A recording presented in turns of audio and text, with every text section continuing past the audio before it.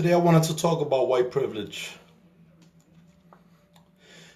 If seen through the lenses of cause and effect, white privilege becomes nothing more than a concept designed by social engineers to regulate human interaction, sustain ethnic and racial polarization, and through a psychological war armed with semantics, psychologically discourage people from advocating for racial unity. White privilege is one of many words belonging to a book of militarized language, one that has weaponized pessimism by inconspicuously launching premature attacks on the optimism, on the optimism of children coming from ethnic and racial minority groups. The term white privilege also functions to subliminally depict an unfair society, and through this depiction, nurture further racial animosity. Let's refer to one of the concepts from which white privilege extends: economic disparity, which focuses on race and its relation with income inequality in America. One of the referencing points of economical disparity, in essence, is the percentage of African Americans living under poverty compared to white Americans.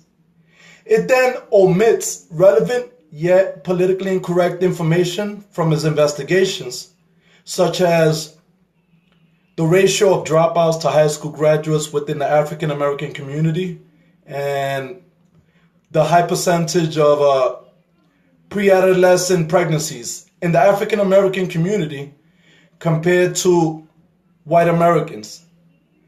They use this idea in order to promote the idea of modern day prejudice and sustain the flames of racial division alive. Let me give you a numerical example. The people of European descent, although only 14.5% of white Americans are living in poverty, numerically, because they represent 62% of the entire US population, it turns 14.5% into 26.9 million white Americans living in poverty.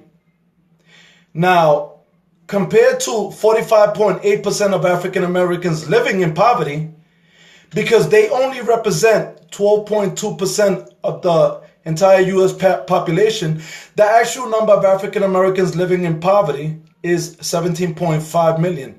8 million less African Americans living in poverty than white Americans.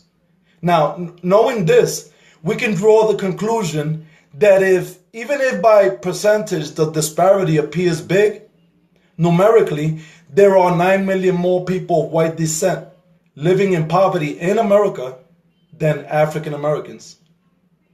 Another quick fact. As of 2015, statistics on race and ethnicity within the NBA showed that 75% of the players in the NBA are of African descent. 68% of players in the NFL and almost 35% of TV show entertainers.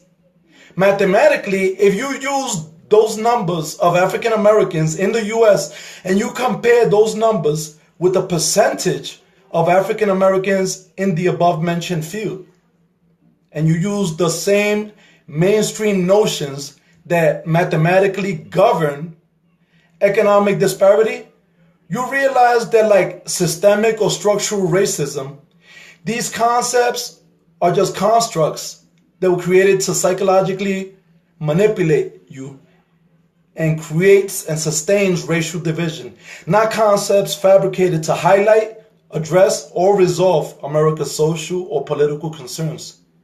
And this is why I've drawn the conclusion that white privilege is nothing more than a myth.